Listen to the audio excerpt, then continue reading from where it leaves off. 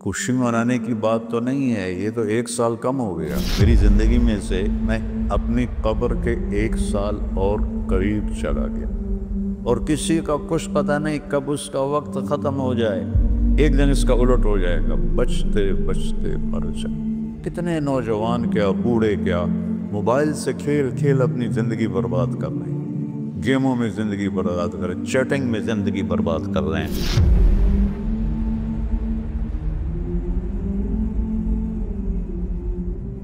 ویسے تو نئے سال میں کوئی نئی چیز نہیں، وہی جنوری آ گیا جو پچھلے سال آیا تھا، وہی فروری آئے گا جو پچھلے سال تھا، وہی مارچ آئے گا جو پچھلے سال تھا، وہی سردی ہے جو پچھلے سال تھی۔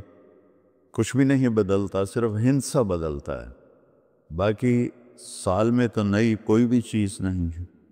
موسم بھی وہی ہیں، دن رات بھی وہی ہیں، بارش آندھیاں بھی وہی ہیں، دریاؤں کی روانی، ہمارے تو دریا خشک ہو گئے، وہی پہاڑوں پہ برف ہے، وہی آبشاریں ہیں، وہی چشمے ہیں، وہی پرندوں کی ڈاریں ہیں، وہی رات کا اندھیرا ہے، وہی دن کا اجالا ہے، وہی صبح و شام ہے، وہی کہیں رونا ہے، کہیں ہنسنا ہے، کہیں دکھ ہے، کہیں سکھ ہے، کہیں ظالم ہے، کہیں مظلوم ہے، کہیں بدکار ہے، کہیں نیکوکار ہے، کہیں دھوکے باز ہے، کہیں دیانتدار ہے۔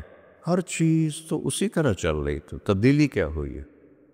اور کتنے پاگل پن کی بات ہے کہ خوشی منائی جاتی ہے۔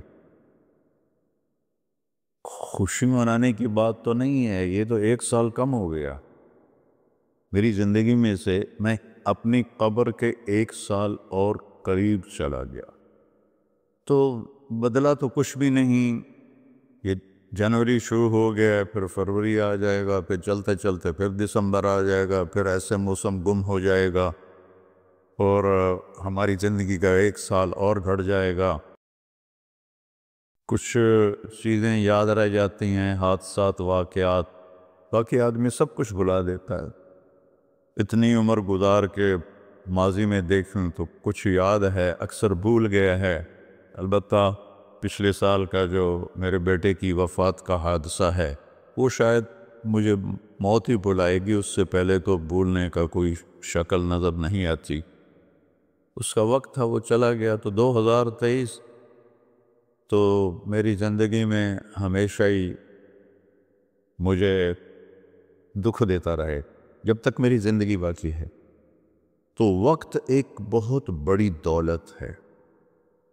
جن جن چیزوں سے وقت پیدا ہوتا ہے، اللہ نے سب کی قسم اٹھائی ہے۔ ہر وہ چیز جو وقت کے بننے میں استعمال ہو رہی ہے، اللہ اس کی قسم اٹھا رہا ہے، یہ بتانے کے لیے کہ یہ جو سانس ہے نا، اب یہ کبھی واپس نہیں آئے گا۔ گئی دولت واپس آ جاتی ہے، گئی صحت واپس آ جاتی ہے، گری عمارت دوبارہ بن جاتی ہے، لیکن یہ جو سانس وقت نے لیا ہے واپس نہیں آ سکتا ہے۔ دن اور رات کتنے بڑے ڈاکو ہیں کہ علل اعلان ہماری زندگی کو کھاتے جا رہے ہیں، کھاتے جا رہے ہیں، کھاتے جا رہے ہیں۔ کوئی ہمارے 100 روپے جیب سے نکالے تو ہم کہتے ہو یہاں جمعے میں آ جاتے ہیں جیب کترے، وہ موبائل نکالتے ہیں، اور جی میرا موبائل نکل گیا، ذرا ہوشیار بھی رہنا، پتہ نہیں آئے نہ بیٹھے ہوئے تو وہ میرا موبائل نکل۔ لیکن یہ سانس ایک لمحہ جو نکلا ہے، اسے تم واپس نہیں لا سکتے۔ سورج چاند کی گردش الٹی نہیں ہو سکتی۔ تو اس کی اہمیت بتانے کے لیے اللہ تعالیٰ نے ان ساری چیزوں کی قسم اٹھائی۔ والشمس وضحاها والقمر اذا تلاها والنہار اذا جلاها واللیل اذا یغشاها والسماء وما بناها والارض وما طحاها ونفس وما سواها۔ 7 چیزوں کی اکٹھی قسم اٹھائی ہے اللہ تعالیٰ نے۔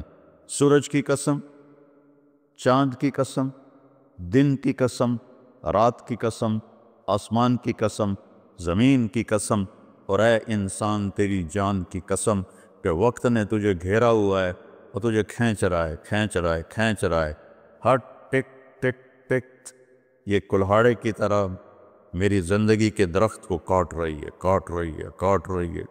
ہے اور پتہ بھی نہیں چلتا، اور کسی کا کچھ پتہ نہیں کب اس کا وقت ختم ہو جائے۔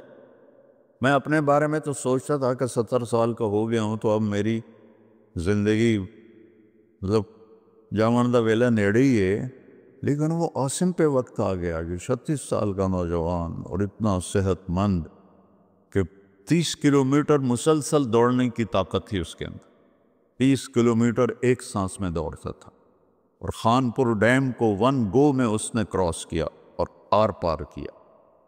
اس کے اوپر موت کا حکم آ گیا،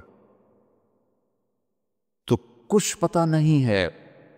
مریض سسک رہا ہے، یا اللہ موت دے دے، وہ جوان مانگ رہا ہے، یا اللہ زندگی دے دے، اس پہ موت آ جاتی ہے۔ اور وہ ہمارا ایک نوکر تھا چاچا فتح محمد نام تھا، فتح کہتے تھے، آخر عمر میں بیمار ہو گیا تھا، تو میں اس کا حال پوچھنے گیا تو مجھے کہا میاں موت نہیں آ رہی، ہمارا ٹائٹل ہے وہاں خاندان میاں موت نہیں آ رہی۔ کسی کو مانگے نہیں ملتی، کسی کے بچتے لوگ کہتے ہیں نا میں تو مرتے مرتے بچا، ارے بھائی بچتے مر جائیں گے، میں تو مرتے بچے، ایک دن اس کا الٹ ہو جائے گا، بچتے مر جائے۔ وقت قیمتی چیز ہے، اور یہ قیمتی بنتا ہے اس میں کچھ بھرنے سے، اور جو بھر دو گے نکال نہیں سکو گے۔ وقت کے برتن میں جو بھرو گے، وہ بوتلوں میں یہ سیرپ مشینوں ہیں ایسے ڈال رہی ہوتی ہے نا، ایسے بوتل آتی ہے، اس میں اوپر سے وہ مشین اس کے اندر سیرپ ڈالتی ہے، وہ آگے چلی جاتی، کبھی کوئی بوتل مس ہو جاتی ہے تو خالی آگے نکل جاتی، اس کے اوپر کھڑا ہوا جو ہے کام کرنے والا، وہ اس کو اٹھا کے دوبارہ پیچھے رکھ دیتا، پھر بھر جاتی ہے۔ لیکن یہاں یہ نہیں ہو سکتا کہ میری یہ گھڑی خالی چلی گئی، کچھ بھی نہ کیا، یا موبائل سے ہی کھیلتا رہا۔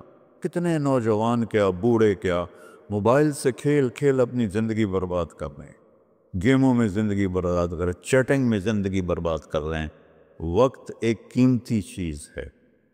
یہ سال مہینے تو ہم نے بنائے ہیں، اللہ نے کہا تھا تعلموا عدد السنین والحساب، مہینے سال تم خود بنا لینا، میں تمہیں وقت کھلا دے رہا ہوں جب تک تمہاری زندگی ہے۔ 17 ہجری میں حضرت عمر رضی اللہ تعالیٰ عنہ کی حکومت تھی، ابو موسیٰ اشعری رضی اللہ تعالیٰ عنہ یہ گورنر تھے بصرہ کے، تو انہوں نے خط لکھا کہ امیر المومنین آپ کے خط آتے ہیں، نہ پتہ ہوتا ہے یہ کب نافذ ہونا ہے اور نہ پتہ ہوتا ہے یہ کب ختم ہونا ہے، تو ارخ لنا، تو ہمارے لیے کوئی کیلنڈر بنائیے۔ تو حکومت بہت پھیل چکی تھی، 22 لاکھ مربع میل میں حکومت پھیل چکی تھی، تو حضرت عمر کو یہ بات بڑی پسند آئی، تو انہوں نے سب کو جمع کیا، فرمایا بھائی ابو موسیٰ کا خط آیا ہے تو ہمیں اپنا کوئی کیلنڈر بنانا چاہیے۔ سب نے کہا بالکل صحیح ہے، تو فرمایا کہاں سے شروع کرے؟ تو ایک رائے آئی میلاد النبی سے شروع کرے، ولادت نبی سے شروع کرے۔ ایک رائے آئی غزوہ بدر سے شروع کرے، ایک رائے آئی فتح مکہ سے شروع کرے۔ آپ نے حضرت علی سے پوچھا تمہاری کیا رائے ہے؟ کہا ہجرت سے شروع کریں، کہ ہجرت سے اسلام زندہ ہوا، آپ کی ہجرت ہوئی تو اسلام کے دروازے کھلے۔ تو عمر رضی اللہ تعالیٰ عنہ کو یہ رائے سب سے زیادہ پسند آئی، اور یہ طے پایا کہ بھئی ہم ہجرت نبی سے اپنے سال کو شروع کریں گے۔ تو محرم سے ہجرت کی ابتدا ہو گئی۔ تو آپ نے فرمایا چونکہ ہجرت کی ابتدا تو محرم سے ہے، ہمارے نبی نے ہجرت کی سفر میں جا کر، 27 سفر، تو ہم ہجری شروع کریں گے وہاں سے، اور سال شروع کریں گے محرم سے، کہ محرم سے ہجرت کی ابتدا ہوئی تھی۔ اور حاجی حج کر کے واپس جاتے ہیں تو محرم پہلا مہینہ بنتا ہے،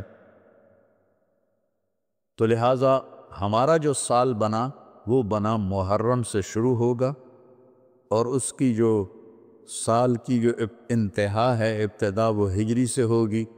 اور صحابہ اجازت لے رہے تھے، جا رہے تھے، ابوبکر صدیق نے اجازت مانگی تو آپ نے انکار کر دیا، تو کہا یا رسول اللہ میں آپ کے ساتھ جاؤں گا، آپ نے کہا ہاں۔ حضرت عمر رضی اللہ عنہ نے اجازت مانگی، آپ نے دے دی، تو حضرت عمر رضی اللہ تعالیٰ عنہ نے زرہ پہنی، تلوار سجائی اور بیت اللہ کا طواف کیا، اور جہاں سارے قریشی بیٹھے تھے وہاں کے کھڑے ہو گئے، کہا بھائی جو یہ چاہتا ہو کہ اس کی بیگم بیوہ ہو جائے، بچے یتیم ہو جائیں، تو یہ میں مکہ چھوڑ کے جا رہا ہوں، جس مائی کے لال میں طاقت آئے اور مجھے روک کے دکھائے۔ ایک بھی نہیں اٹھا، ایک بھی نہیں اٹھا، سارے سہم گئے، دبک گئے۔ میرے نبی سے زیادہ دلیر تھے حضرت عمر، آپ چھپتے گئے۔ حضرت عمر کا فعل سنت نہیں بننا تھا، میرے نبی کا فعل سنت بننا تھا۔ کمزوری کے وقت میں کیا کرنا ہے ہمیں طریقہ سکھانے کے، ورنہ جبریل ایسے براق پہ بٹھاتے اور جا کے مدینے اتار دیتے۔ امت کو سبق دینا تھا، جب تم کمزور ہو تو پھر اس وقت تم نعرے بازی نہ کرو، اپنی طاقت کو حاصل کرو۔ نعروں سے بھی کبھی کوئی قوم فتح ہوتی، اور بد دعاؤں سے بھی کبھی کوئی قوم برباد ہوتی، ہمارے جیسوں کی بد دعائیں۔ تو اپنی اصلاح کمزوری کے وقت میں وہ کرو جو میرے نبی نے کر کے دکھائے، کمزوری کے وقت میں وہ نہ کرو جو بدر میں انہوں نے کر کے دکھایا۔ اس وقت سارا باطل ہم پر چھایا ہو، ہمیں تو ایک جہاز کا پرزہ بھی بنانا نہیں آتا، تو وہ کتنے بے وقوف ہوں گے جو کہیں ہم کو ذرا پرزہ دے ہوئے جو توڑو تو ہی بم سٹنا ہے، کیا خیال ہے دیں گے وہ؟ جب تک ہم اپنے وسائل پہ، جب تک ہم اپنے علم میں، دیکھو چائنا والوں نے جا کے انگلینڈ میں علم نہیں سیکھا، امریکہ میں علم نہیں سیکھا۔ ہمارا ہر محکمہ، چاہے وہ فوج ہو چاہے وہ سول ہو، امریکہ جا رہے ہیں، انگلینڈ جا رہے ہیں سیکھنے کے لیے۔ ارے دشمن بھی کبھی سکھائے گا کچھ؟ ہم خود تراشتے ہیں منازل کے سنگ میل، ہم وہ نہیں ہیں جن کو زمانہ بنا گیا۔ جاپان نے کوئی جا کے انگریزی سیکھی تھی، چائنا نے انگریزی سیکھی تھی۔ انگریزی سیکھنا کوئی منع نہیں ہے، ایک زبان ہے، سیکھو، لیکن اس کو بڑائی اور عزت کا معیار بنا لیں، کیا ظلم و ستم ہے یارو۔ اپنے علم میں خود مختار بنو گے، اپنی طاقت حاصل کرو گے، اللہ سے تعلق بڑھاؤ گے، پھر نعرے لگاؤ، ایسے زندہ باد مردہ باد، کیا فضولیات۔ مسجدوں میں اتنا شور مچ جاتا ہے، زندہ باد مردہ باد۔ حضرت عمر رضی اللہ تعالیٰ نے دیکھا دو آدمی مسجد نبوی میں اونچی اونچی بات کر رہے تھے، تو آپ نے ایک کنکر اٹھایا اور ان کو ایسے پھینکا، جب ان کے سامنے گرا تو انہوں نے مڑ کے دیکھا، تو حضرت عمر نے ایسے اشارے سے بلایا مسجد نبوی میں، تو وہ آ گئے، کہاں سے آئے ہو؟ کہ یہ طائف سے۔ کہ اگر تم مدینہ کے ہوتے تو مار مار کے تمہارے چہرے میں خونی کر دیتا، تم نبی کی مسجد میں اونچی آواز سے بول رہے۔ یہ ساری مسجدیں مسجد نبوی سے جڑی ہوئی ہیں، بیت اللہ سے جڑی، ان میں نعرے کبھی زندہ باد کبھی مردہ باد، یہ کیا امت نے طریقہ اپنا لیا ہے۔ سلطان عبد المجید نے جب مسجد نبوی بنائی، جو سیکنڈ لاسٹ تھا ترکی بادشاہ، تو اس نے ساری دنیا سے کاریگر بلائی، ان کو استنبول میں ایک بستی میں ٹھہرایا اور کہا اپنے ہر ہنر والا اپنے بچے کو حافظ بنائے اور اپنا ہنر سکھائے۔ تو سب نے ایک ایک بچہ حافظ بنایا، اپنا تعمیراتی ہنر سکھایا، تو 3000 حفاظ اور کاریگر تیار ہوئے۔ ان کو سلطان عبد المجید نے مدینہ بھیجا اور انہوں نے مسجد نبوی کی تعمیر شروع کی۔ سارا ہر پتھر پہ قرآن پڑا ہوا ہے، جو پرانی مسجد ہے۔ اور جب کوئی پتھر رکھتے تھے اور وہ تھوڑا بڑا ہوتا تھا، اس کے مطابق نہیں ہوتا تھا، تو وہ نشان لگاتے، اور وہاں بھی تراش سکتے تھے تیشے کے ساتھ، نشان لگاتے۔ جس بستی میں وہ ٹھہرے ہوئے تھے وہاں وہ پتھر واپس جاتا، وہاں اس کی کاٹ تراش کر کے پھر واپس بھیجا جاتا، پھر اسے لگایا جاتا، پھر وہ تھوڑا سا زیادہ ہوتا، پھر وہیں جاتا تھا، اور وہاں جا کے تاکہ ٹھک ٹھک کی آواز میرے نبی کو تکلیف نہ دے۔ میرے نبی تو اپنی قبر میں زندہ ہے تاکہ ان کو تکلیف نہ ہو، تو پھر اس کو واپس لا کے پھر جوڑا جاتا تھا۔ ایسے ہی بیت اللہ بنا، وہ جو پرانا اب انہوں نے گرا کے نیب کر دیا، تو ہر پتھر پہ قرآن پڑھا گیا ہے، ہر پتھر پہ، اور مسجد کا ادب ایسا تھا۔